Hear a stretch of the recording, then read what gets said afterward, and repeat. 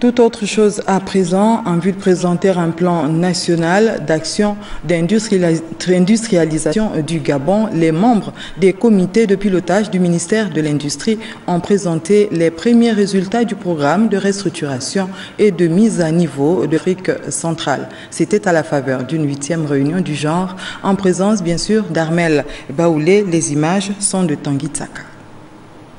Comme tout pays d'Afrique centrale, le Gabon est touché par une faible industrialisation de son économie. Pour tenter de trouver des solutions durables, les membres du comité de pilotage national, du CONAMI et les experts de l'Organisation des Nations Unies pour le développement industriel se sont réunis au cours de cette 8e réunion afin de trouver des solutions dans l'application de ce projet. Qu'il était question de mettre à l'association des membres du CONAMI, donc qui est l'organe suprême du programme, mettre à leur disposition les résultats qui ont été obtenus pendant les 3 années que nous avons suivi le programme. Le soutien des entreprises locales s'effectue par un mode opératoire entre les banques et les partenaires.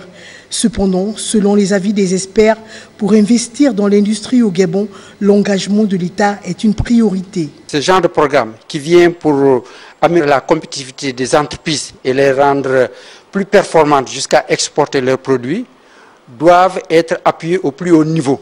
Et si on prend par exemple le cas de la Tunisie, où c'est le président de la République qui présidait les réunions périodiquement sur le programme de mise à niveau et qui a amené ce succès du programme en Tunisie, autant on peut dire qu'il faudrait faire une réplique au niveau du Gabon.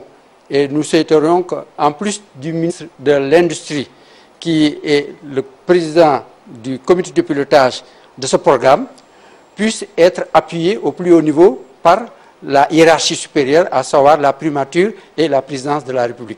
Aujourd'hui, grâce à la mise en place de ce programme de restructuration et de mise à niveau chapeauté par le ministre de l'Industrie, Carmen Dao, présidente du comité national, près de 12 entreprises locales ont bénéficié d'une assistance technique, d'accompagnement et de renforcement des capacités.